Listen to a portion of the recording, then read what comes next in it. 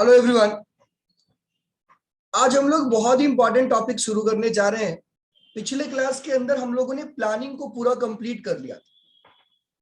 जो हमारा planning chapter था उस प्लानिंग को हमने फुल्ली कंप्लीट कर लिया था। आज जो है हम लोग जो नया चैप्टर शुरू करने जा रहे हैं उसका नाम है organising.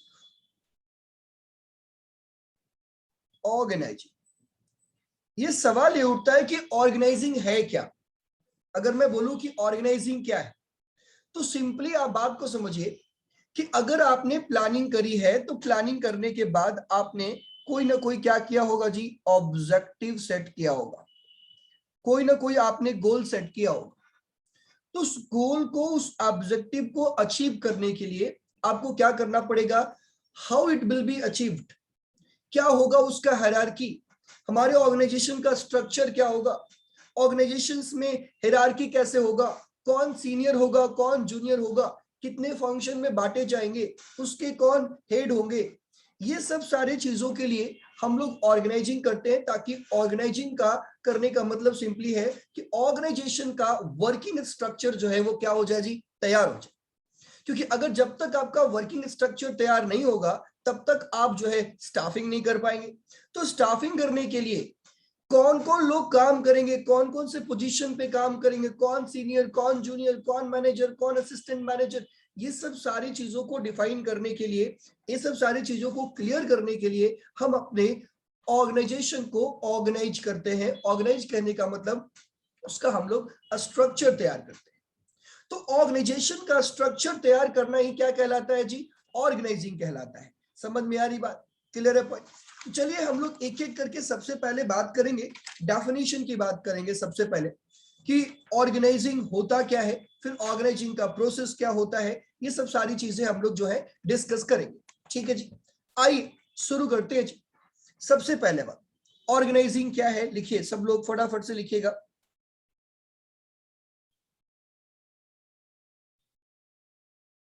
Organizing is the process. Organizing is the process of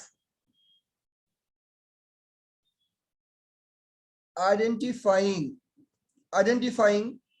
and grouping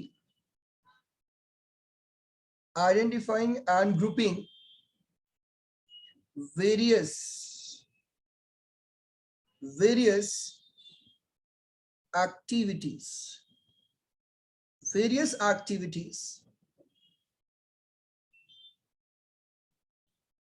bringing together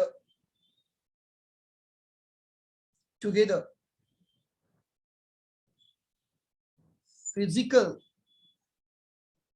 financial and other resources and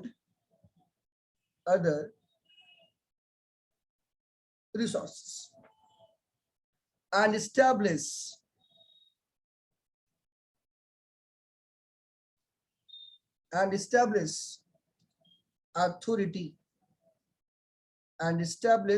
authority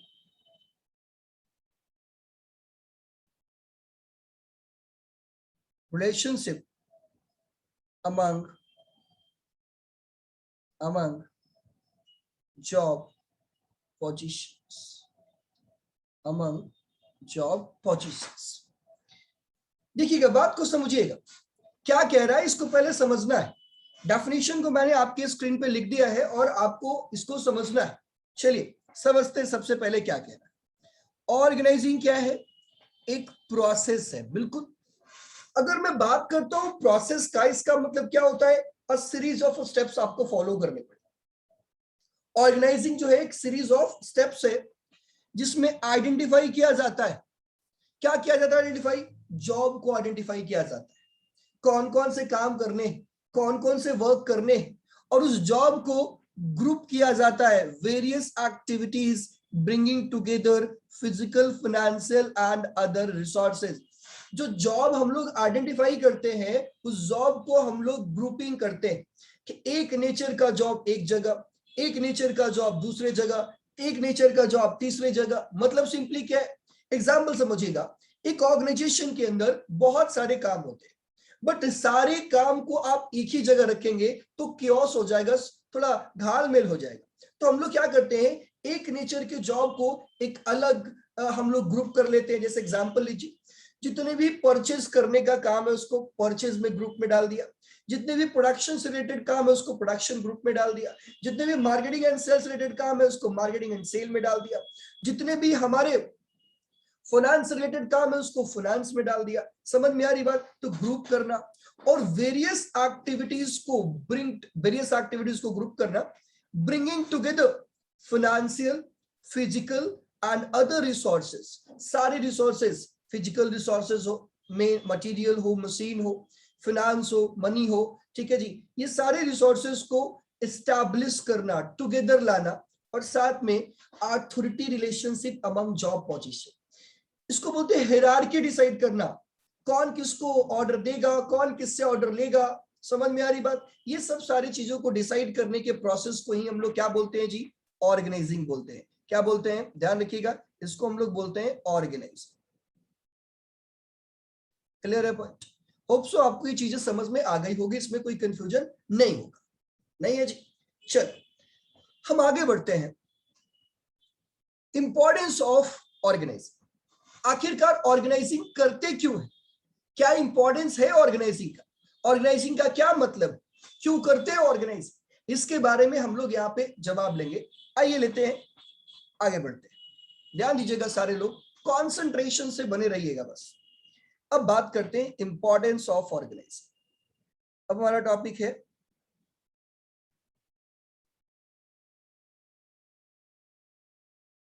importance of organising. Importance of organising, इसका क्या इंपॉर्टेंस, क्यों करते हैं ऑर्गेनाइजिंग? सवाल ये उठता है कि ऑर्गेनाइजिंग आखिरकार करते हैं तो करते क्यों?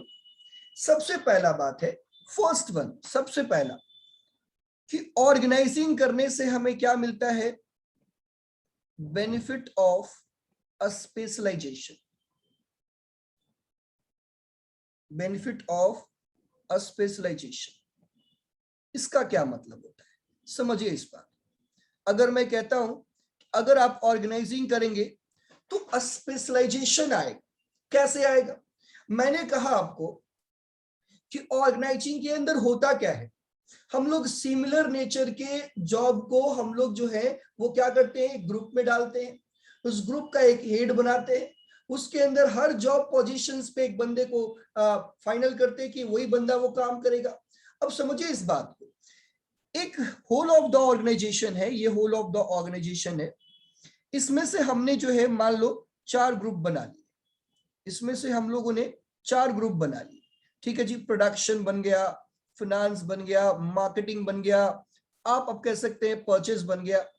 अब इसके अंदर भी 2 ग्रुप बन गया, इसके में जो ये यहाँ भी एक बंदा बैठा हुआ है, यहाँ भी एक बंदा बैठा हुआ है, एक जॉब को कर रहा है। अब जो बंदा जिस जॉब के लिए असाइन किया गया है उस जॉब को बार बार रिपीटेडली करेगा, बार बार उसी जॉब को कंप्लीट करेगा, यही जॉब बार बार करेगा, यही काम बार बार करेगा। तो अगर कोई बंदा किसी काम को बार बार करता है, ध्यान रखिएगा, कोई बंदा किसी काम को बार बार करता है और उसी काम को करते करते उस जॉब में, उस काम में वो क्या बन जाता है जी? स्पेशलाइज्ड बन जाता है। क्या बन जाता है? स्पेशलाइज्ड बन जाता है। इस बात का ध्यान रखना है कि अगर कोई भी बंदा बार बार किसी काम को करेगा और वो काम उसी को असाइन रहेगा तो उस काम को करते करते उस काम में क्या बन जाएगा जी? स्पेशलाइज बन जाएगा। तो यहां सबसे बड़ा बेनिफिट ये उठता है कि the work is divided into different parts of jobs and each jobs are assigned to a particular person. और पार्टिकुलर पर्सन अगर उस जॉब को बार बार करेगा तो इट्स ऑब्वियसली कि उसके जॉब के अंदर, उस काम के अंदर उसका क्या आ जाएगा जी? स्पेशलाइजेशन आ जाएगा। हाँ सर, बात तो बिल्कुल सही बोल रहे हो। चलो जी, अगर मैं बात सही बोल रहा हूं तो फटाफट से आप लोग इसको लिख लीजिए कि इसमें लिखना मुझे क्या है। हाँ सर, लिखवा दो सर, आ जाओ, आइए लिखिएगा। The work is divided, the work is divided into different part different part of job and competent person are appointed to handle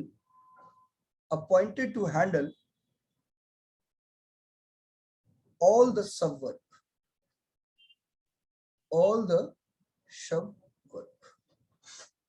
यही बात बोल रहा है कि हम पूरे काम को हम लोग एक क्या करते हैं जी, डिवाइड कर देते हैं छोटे छोटे जॉब के अंदर, और कंप्लीटेड बंदे को उस जॉब को हम लोग काम करने के लिए असाइन कर देते हैं, उसको हैंडल करने के लिए असाइन कर देते हैं। समझ में आ रही बात? इससे क्या होगा, अगर वो बार बार क्या करेगा जी, रिपीटेटिव परफॉर्मेंस करेगा, उस काम को लगातार करेगा तो रिपीट करेगा, repetitive performance.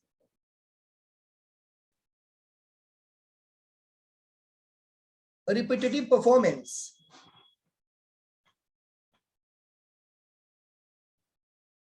makes worker or employee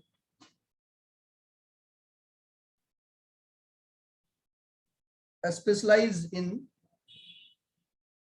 their work। ठीक है जी, क्लियर है पॉइंट? ये बात समझ में आ गई?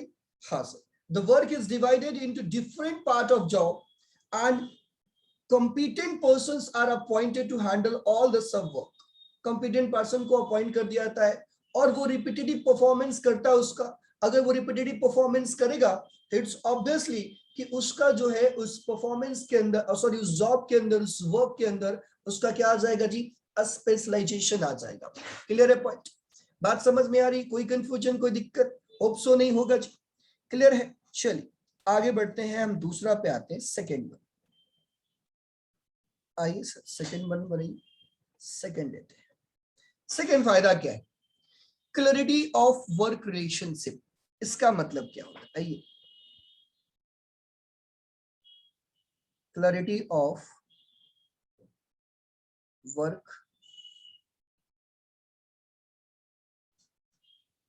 रिलेशनशिप। वर्क रिलेशनशिप में क्लैरिटी, इसका क्या मतलब होता है? अब देखिए हमने कहा ना कि चलिए पहले इसको लिख लेते हैं, फिर आपको ज्यादा समझ में आ जाएगा। पहले एक बार लिख लीजिएगा ना तो फिर समझ में आ जाएगा। आइए लिखिए, clearly established working relationship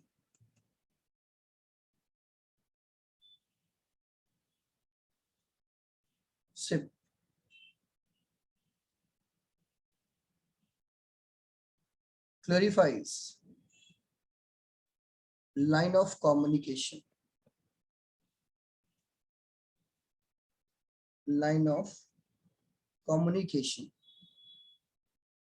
and specifies who is to report whom। अब देखिए सबसे बड़ी बात क्या यहाँ पे आ रही है, वर्किंग रिलेशनशिप में क्लैरिटी। इसका मतलब क्या हुआ? वर्किंग रिलेशनशिप में क्लैरिटी होने का मतलब ये है कि जब आप ऑर्गेनाइजिंग करते हैं तो वहां पे हायरार्की को भी डिसाइड करते हैं कि भाई कौन सीनियर है, कौन जो है डिपार्टमेंटल हेड है, उसके अंदर कौन है, उसके अंदर कौन है। तो जब ये हो जाता है, मानो समझना इस बात को, मैं एग्जांपल से समझाने की कोशिश करूंगा आपको,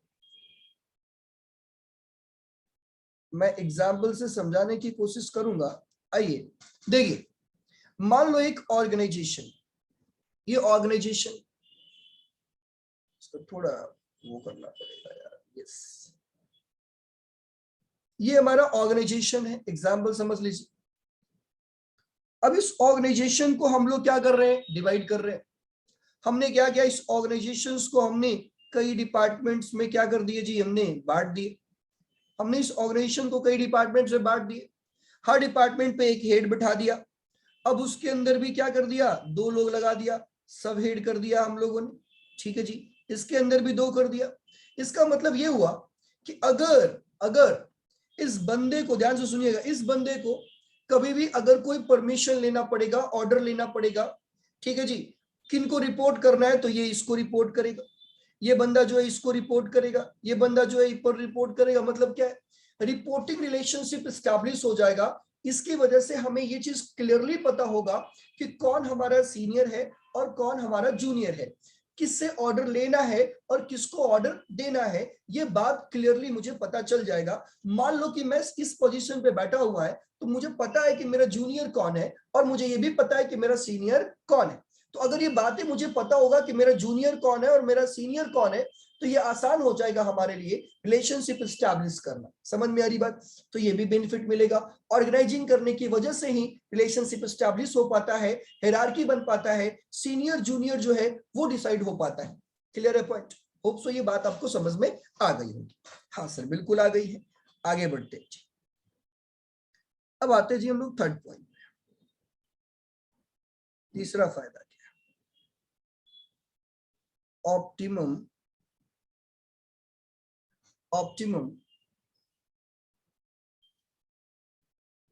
utilization of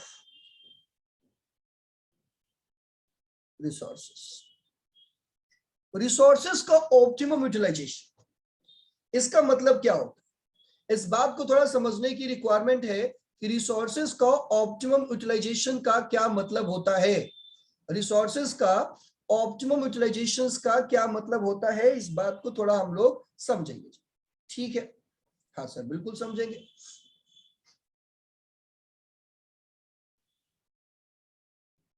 ओके, आइए ऑर्गेनाइजेशंस का ऑप्टिमम हम लोग है कि क्या होगा, कैसे रिसोर्सेज का ऑप्टिमम यूटिलाइजेशन होगा, इसके बारे में थोड़ा हम लोग पढ़ते हैं। 1 मिनट समय दीजिए हमको बस। यस, ठीक है जी।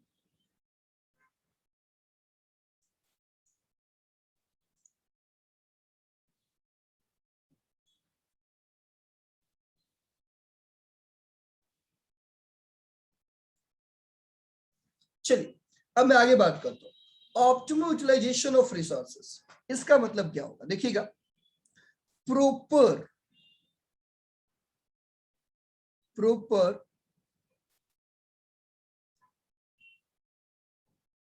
Assignment of job avoids overlapping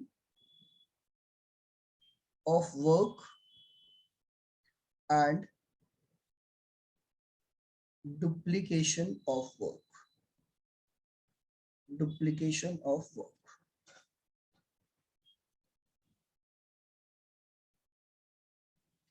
This help in preventing confusion and minimizing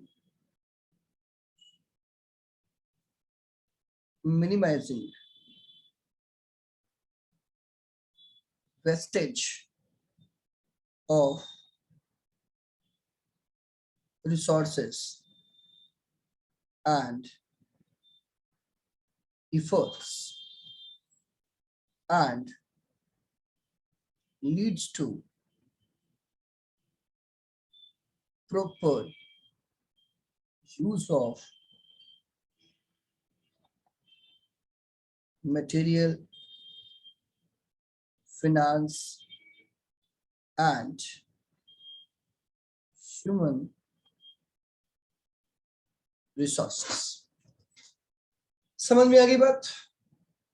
यहां पे क्या कहा जा रहा है, यहां पे कहा यह जा रहा है कि अगर आप ऑर्गेनाइजिंग करेंगे तो ऑर्गेनाइजिंग करने के बाद एक फायदा यह मिलेगा कि आपका जो काम करने वाला बंदा होगा वो स्पेशलाइज्ड हो जाएगा। दूसरा फायदा ये मिलेगा कि कोई भी काम छूटेगा नहीं। अच्छा जी, तीसरा फायदा ये मिलेगा कि कोई भी काम जो है ओवरलैप नहीं होगा, बार बार नहीं होगा, मतलब रिपीट नहीं होगा। अब सोचो, इस बात को थोड़ा एक एग्जांपल से मैं समझाने की कोशिश करूंगा आपको। हाँ सर समझा दीजिए, इधर आइए, मैं एग्जांपल से समझाने की कोशिश करता हूं। एक ऑर्गेनाइजेशन, तुमने एक एड देखा होगा कि हर बंदा आता है और जो है वो क्या करता है, वो किसी जो है पजामा है उसको काट देता है। हर बंदा आता है काट देता है। आपने सुना होगा ना कि किसी ने एक ने बोला कि पजामा जो है 5 इंच छोटा कर देना है। हर बंदा जाता है काट देता है, हर बंदा जाता है काट देता है, और फिर पजामा जो है वो काम लायक नहीं रहता है। इसका मतलब ये है कि ऑर्गेनाइजेशन में मान लो कोई वर्क डिसाइड हुआ, राइट। उस वर्क को ए ने भी कर दिया, उस वर्क को बी ने भी कर दिया, उस वर्क को सी ने भी कर दिया, उस वर्क को डी ने भी कर दिया। क्यों कर दिया, इस बात को समझिएगा। क्योंकि ये वर्क किसको करना है ये डिसाइड ही नहीं हुआ। अगर ये वर्क किसको करना है ये डिसाइड नहीं हुआ है तो कोई भी बंदा आएगा और इस काम को करके जाएगा, और जब वो काम को करेगा तो वो बात क्या होगी, ओवरलैपिंग होगी। ओवरलैपिंग मतलब क्या हो गया, वेस्टेज हो गया। हो गया कि नहीं हो गया जी, ह्यूमन रिसोर्सेज का वेस्टेज हो गया। हाँ सर ये तो हो रहा है, बिल्कुल हो रहा है। या फिर कभी कभी ये हो सकता है, मान लो कई काम है, बहुत सारे वर्क हैं, सारे वर्क हैं, लोग इसी काम को किया, इसी काम को किया, इसका ये काम को जो है छोड़ दिया, ये काम जो है छूट गया। तो उस केस में हमारा ऑर्गेनाइजेशन परफॉर्म नहीं कर पाए, हमारा ऑर्गेनाइजेशन के सारे रिसोर्सेज को हम प्रॉपरली यूटिलाइज नहीं कर पाए। लेकिन अगर हम ऑर्गेनाइजिंग कर देते हैं, हम लोग हर एक काम को डिसाइड कर देते हैं, हर एक काम कौन बंदा करेगा ये डिसाइड कर देते हैं, इससे ये होगा कि हमारा कोई भी काम छूटेगा नहीं, ओवरलैपिंग नहीं होगा, हमारा मटेरियल्स मेन बर्बाद नहीं होगा। इस तरीके से हम ऑप्टिमम यूटिलाइजेशन ऑफ रिसोर्सेज को क्या कर पाएंगे जी, अचीव कर पाएंगे। समझ में आ रही बात, कोई कंफ्यूजन, कोई दिक्कत? होप सो आपको कोई कंफ्यूजन, कोई दिक्कत नहीं होगा जी। क्लियर है पॉइंट? हाँ सर, तो यही बात थी यहाँ पे लिखी हुई, पढ़ लेते हैं एक बार। Proper assignment of job avoids overlapping of work, duplication of work. This help in the preventing confusion and minimum wastage of resources and efforts and leads to the proper use of materials, finance and human resources. हम पैसे का proper इस्तेमाल करेंगे, finance का proper इस्तेमाल करेंगे, human resources का proper इस्तेमाल करेंगे। कैसे इस्तेमाल कर पाएंगे, ऐसे ही इस्तेमाल कर पाएंगे जब हम ये काम करेंगे। क्लियर है पॉइंट? होप सो ये बातें आपको समझ में आ गई। कोई कंफ्यूजन, कोई दिक्कत, कोई परेशानी नहीं? चलिए फिर हम लोग आगे बढ़ते हैं जी। अब हम लोग लेते हैं जी अगला पॉइंट, अगला इंपॉर्टेंस है जी adaptive to change.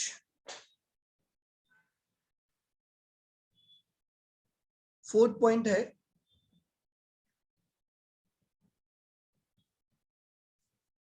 Adaptive to change. ये क्या, देखिएगा,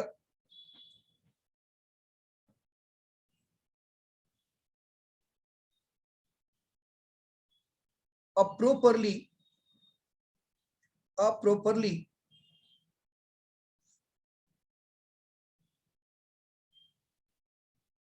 designed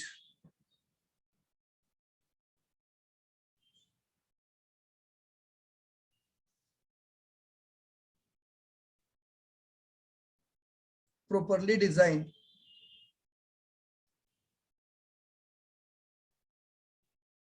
organizational structure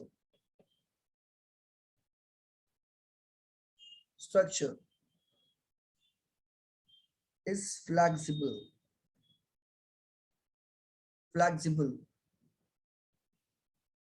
where working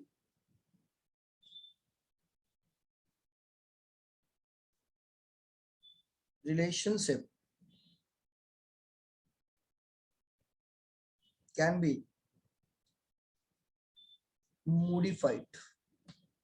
modified to suit changing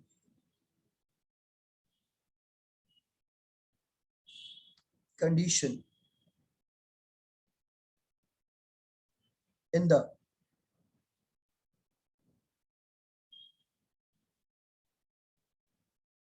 environment and achieve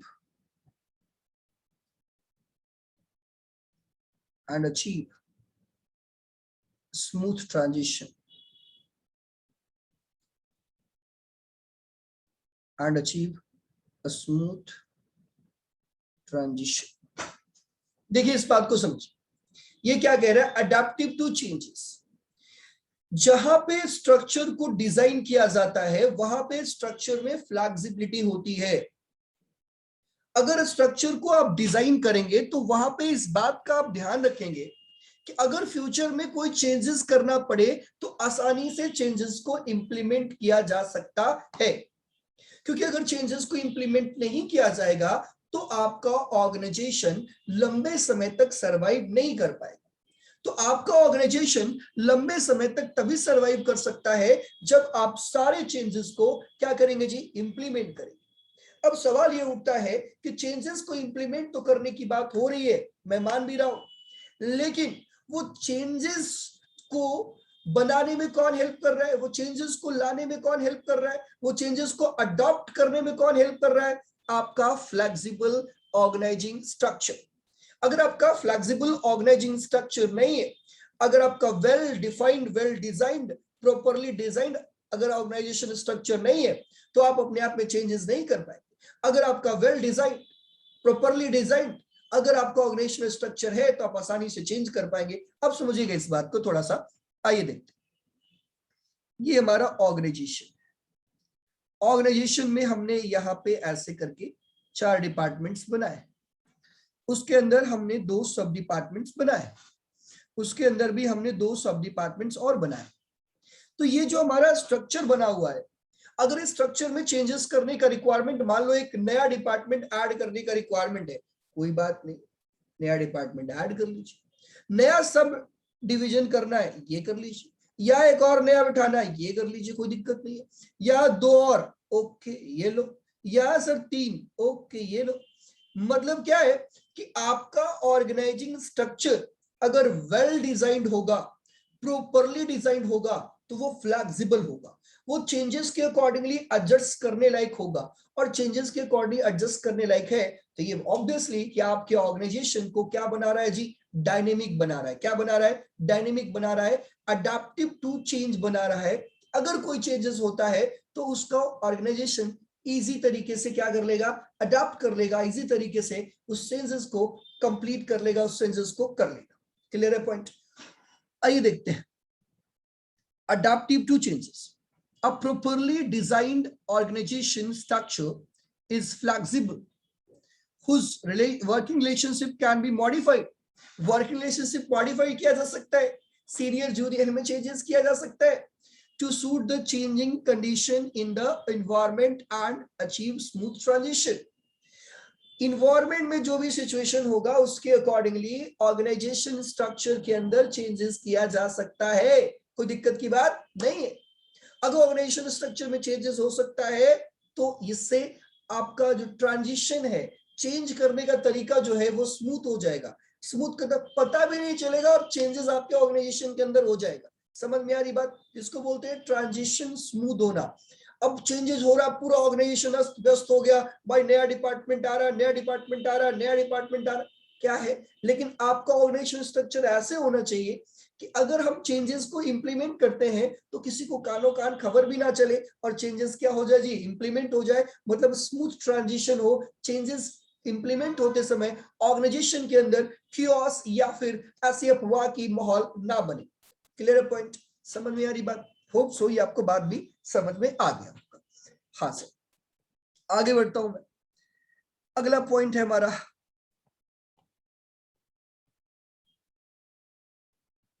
adaptive to change. Adaptive to change में क्या है? अरे अडेप्टिव टू चेंज तो सर अभी तो आपने लिखवाया। हाँ यार सॉरी, गलती हो गई, आ जाओ।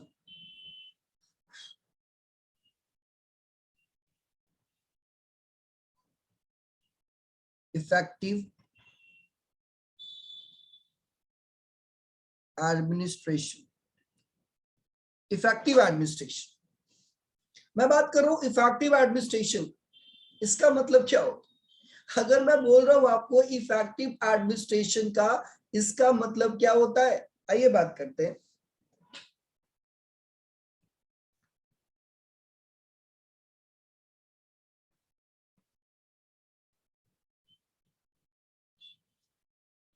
organization provide a clear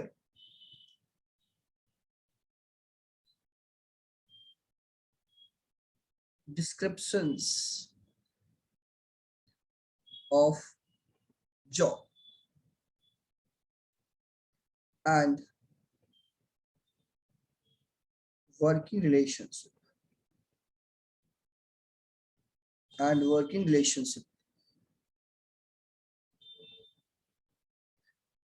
it help to avoid confusion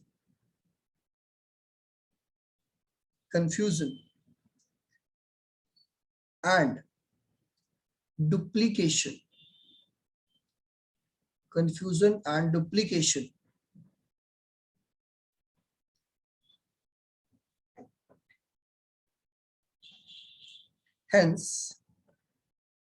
hence clarity in working relation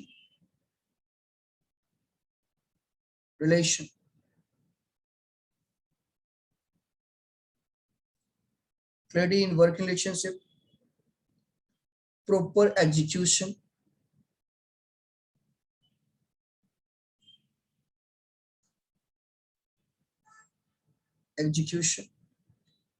of work,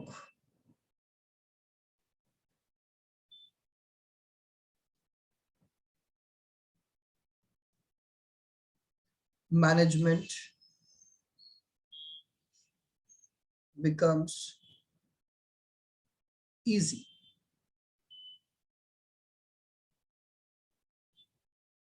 Hence, effective administration can be done.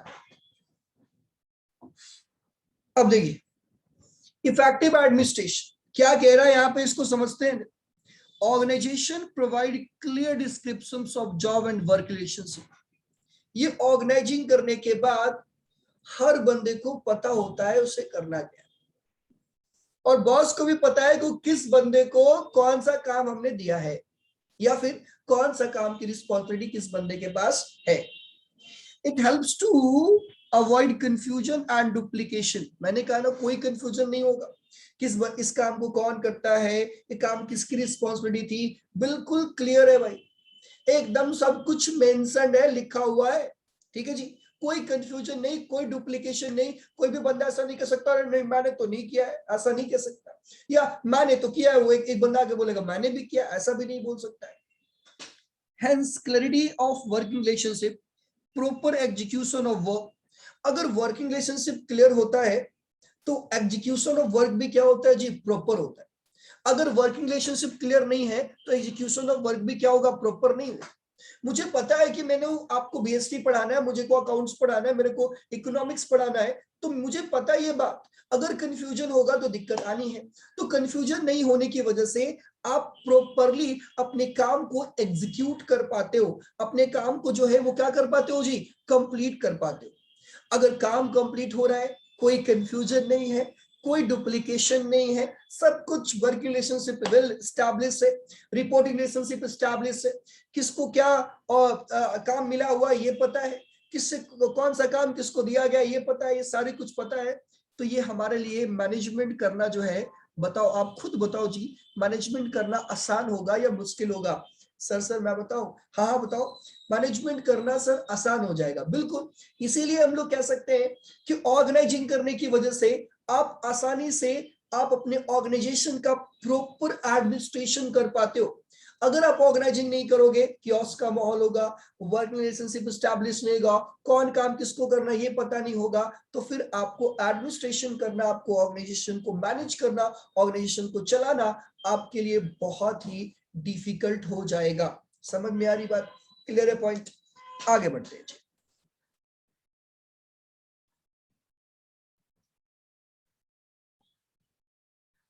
देखिए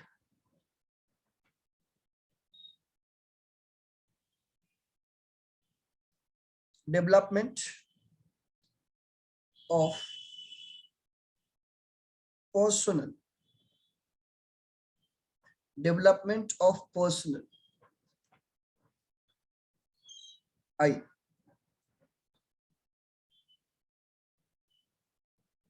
Under the process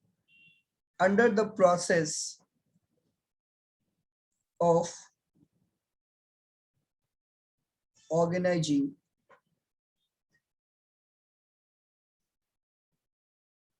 delegation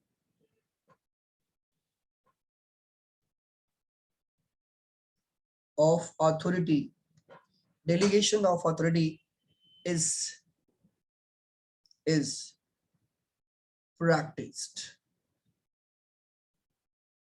practiced by delegation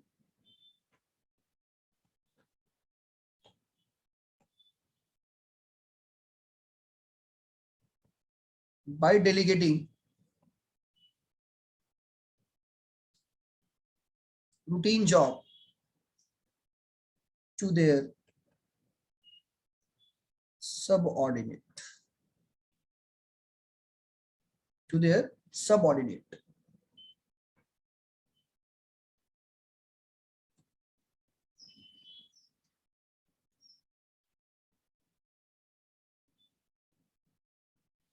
अब देखिएगा ये करने से क्या होगा, डेवलपमेंट ऑफ पर्सनल, यहाँ पे दोनों फायदा होता है, ध्यान से सुनिएगा सब लोग।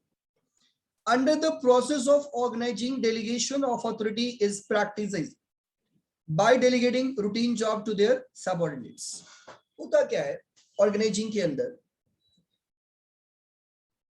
कि हम लोग यहाँ पे वर्क को डेलीगेट करते हैं। डेलीगेट करने का मतलब क्या होता है, सर समझाओ। देखो भाई, ये काम जो है ना, ये वर्क था हमारा था, मान लो ये काम हमारा था, बट मेरे ऊपर ओवरलोड ऑफ वर्क था, मेरे पास बहुत काम था, तो हमने अपने काम को क्या कर दिया, डेलीगेट कर दिया। हमने ये काम अपने जूनियर्स को दे दिया, या आप उसको कह सकते हो सबऑर्डिनेट को दे दिया। अगर हमने अपने काम सबऑर्डिनेट को दिया, दोनों का फायदा है। अब अगर मेरा वर्कलोड जो है वो क्या हो गया जी, घट गया, तो मैं अदर इंपॉर्टेंट काम पे फोकस कर पाऊंगा, एनालाइज कर पाऊंगा, इन्वायरमेंट रीड कर पाऊंगा, टेक्नोलॉजी पे ध्यान लगा पाऊंगा, इससे मेरा भी डेवलपमेंट होगा। और अगर वो काम हमने सबऑर्डिनेट्स को दिया है तो सबऑर्डिनेट्स उस काम को क्या करेगा जी, लर्न करेगा, तो उसका भी क्या होगा जी, डेवलपमेंट होगा।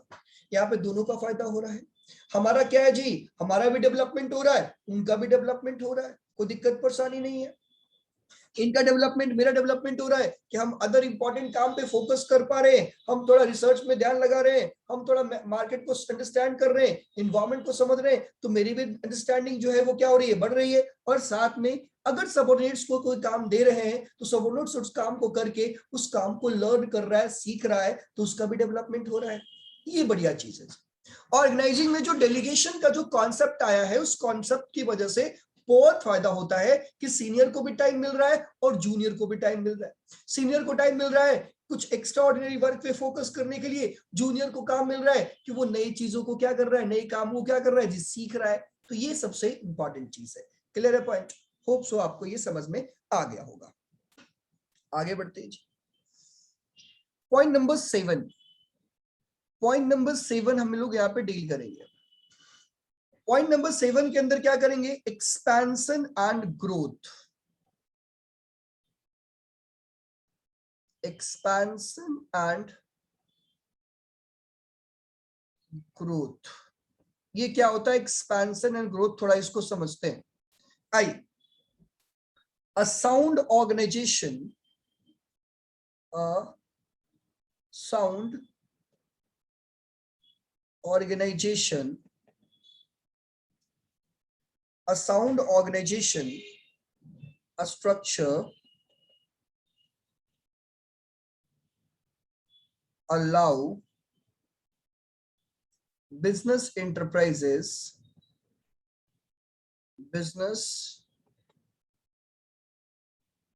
enterprises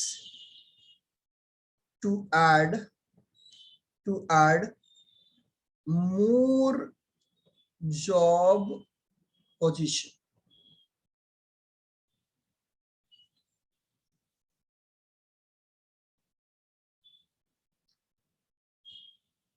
Department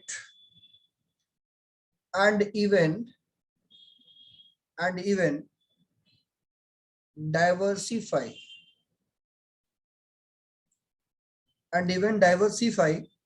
their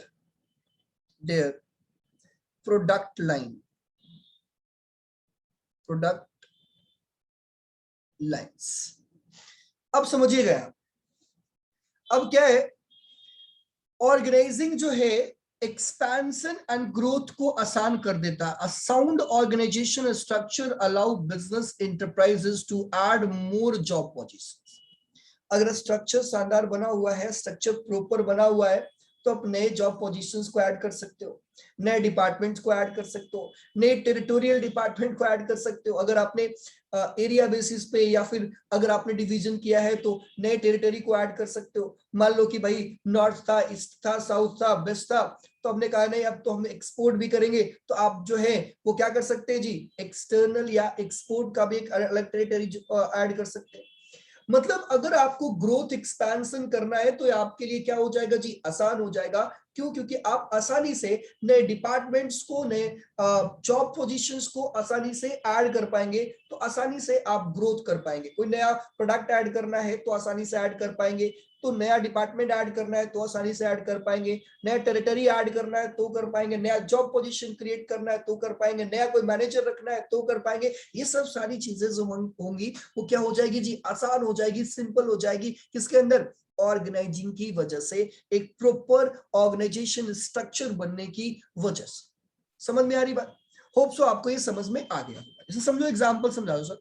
ये देखो बच्चा, अगर कोई ऑर्गेनाइजेशंस का 4 डिपार्टमेंट बना हुआ है जी, अब मान लो 5वां डिपार्टमेंट ऐड करना है, कर दो. अब मान लो इसमें 2 जॉब पोजीशंस बना हुआ, तीसरा करना है, कर दो, कोई दिक्कत नहीं है. अरे सर इसमें चौथा भी कर सकते, कर दो ना, क्या दिक्कत है? मतलब आप यहाँ पे एक्सपेंशन, अगर आप ग्रोथ करना चाहते हैं, नए प्रोडक्ट्स ऐड करना चाहते हैं, टेरिटरी ऐड करना चाहते हैं, जो कुछ भी ऐड करना चाहते हैं नया ग्रोथ के रूप में, ठीक है, तो आसानी से आप कर सकते हैं. ये आपके लिए बहुत ही क्या हो जाएगा जी, आसान हो जाएगा. क्लियर है पॉइंट? समझ में आ रही बात? कोई दिक्कत, कोई परेशानी, कोई कंफ्यूजन? होप सो आपको कोई कंफ्यूजन, कोई दिक्कत परेशानी नहीं हो. चलिए फिर हम लोग आगे बढ़ते हैं. हाँ, प्रोसेस ऑफ जो ऑर्गेनाइजिंग है, इसको हम लोग अगले क्लास के अंदर डील करेंगे. आज जो है हमारा जो लेक्चर होगा इतना ही होगा. अगले क्लास के अंदर इस प्रोसेस को हम लोग आगे रीड करेंगे, डील करेंगे. Thank you so much. आज के लिए इतना ही, धन्यवाद. और मिलते हैं अगले क्लास में, जहां पे हम लोग प्रोसेस ऑफ ऑर्गेनाइजिंग के बारे में आगे का कॉन्सेप्ट को रीड करेंगे. Thank you so much. Bye bye.